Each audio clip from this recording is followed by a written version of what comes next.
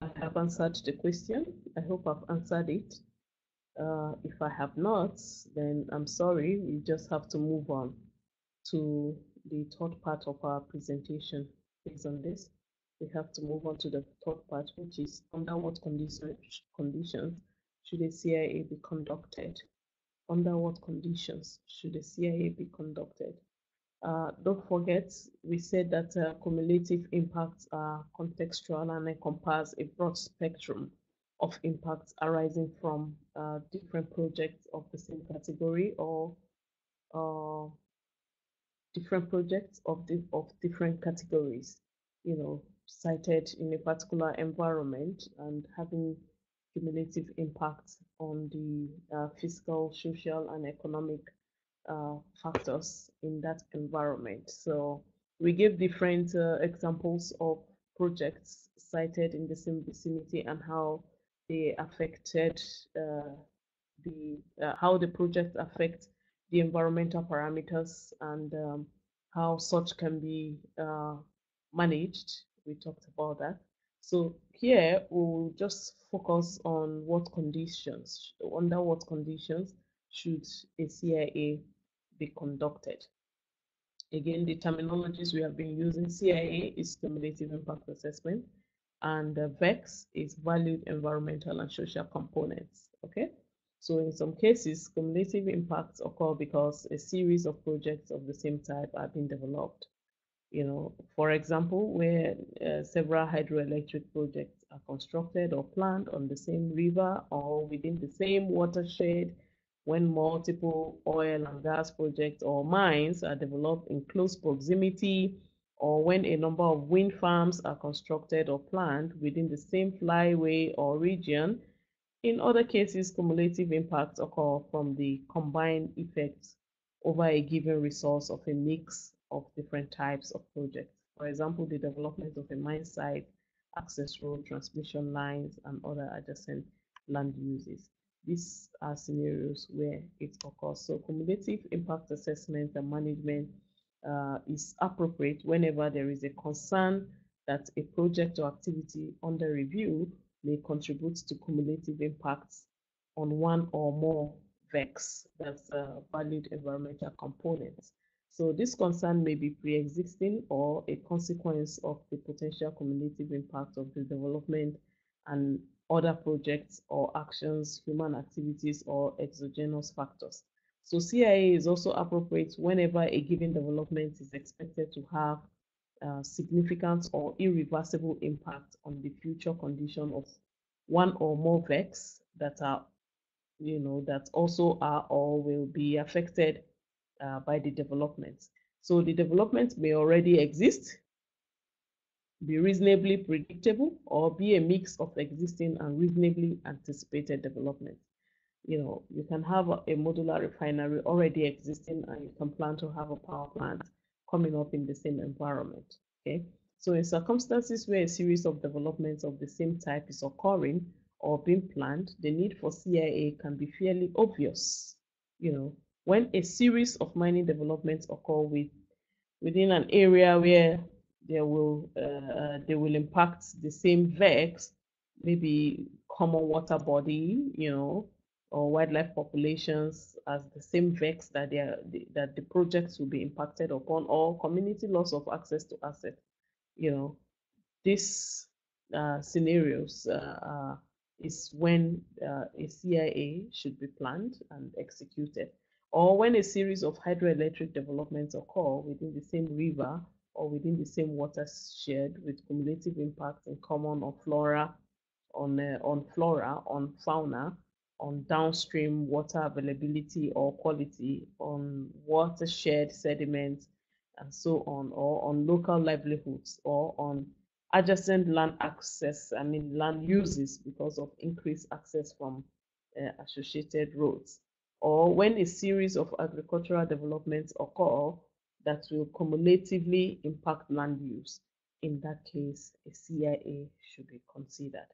So good CIA practice is not limited to assessing the impact of developments of the same type. For example, CIA might be needed for the development of a mine, a mine project in association with increased access from road construction that will bring further induced development. So perhaps in association with development in adjacent forest management, hydroelectric power development, agriculture, or other activities, all of which may affect local communities, wildlife, or whatever uh, availability and quality. Okay, so in some cases, CIA may be needed to access and manage the impacts of several new project activities or actions that are being developed or planned. In other situations, CIA of a single new development may be appropriate when it occurs in an area where concerns exist about cumulative impact, concerns that are either well documented or identified through consultations with affected communities and other stakeholders. So in some situations, different components of the same development are assessed in separate ESIAs, and the determining um, and the cumulative impacts from these components should be subject to a cumulative impact assessment. We have a project that we're working on. It's an industrial complex where you have a refinery, you have uh, power plants, you have the flow station, and you have a cassava processing plant, all of it in the same environment. So there are cumulative impacts. Separate ASHAs have been done for that project, but now the regulators in Nigeria have requested that a cumulative impact assessment be conducted, which is most reasonable because 2 out of 5 of the projects are already existing. So this falls within uh, within the cycle of the examples that we have been given earlier on in Module 34A. So the key point in determining the need for CIA is that one or more VECs will be cumulative impacted by different developments, whatever they may be. In this particular project I just cited as an example, the VEC, the valued environmental components that will be impacted is a particular river. All of the projects will be drawing from that river, and all of the projects will also be discharging effluent into that river. So that's a valuable environmental component that is warranting the conduct of a cumulative impact assessment, just for an example.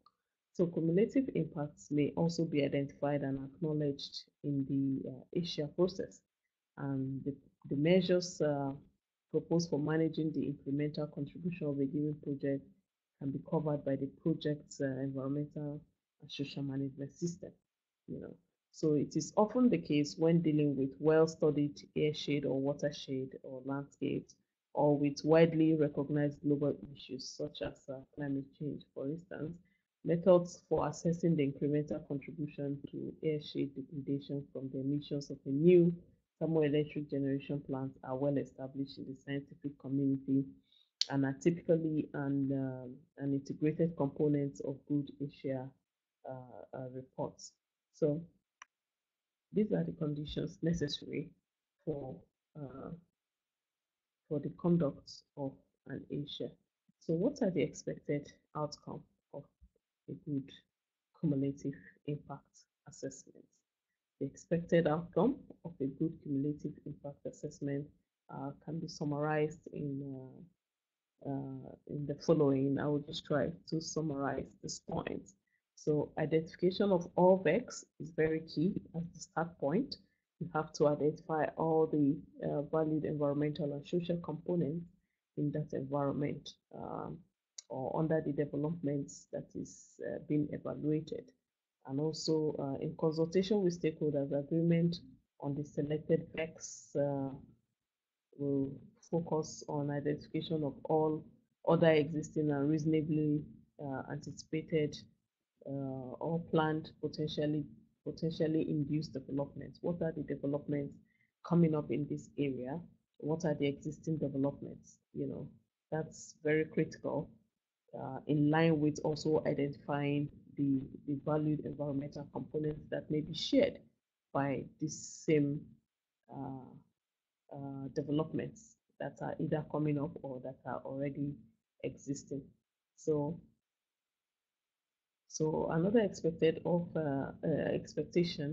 of a good ESI is the assessment or the estimation of the future condition of selected VECs as the result of the cumulative impact that the development is expected to have when combined with those of other reasonably predicted developments as well as those from natural environment and external social drivers.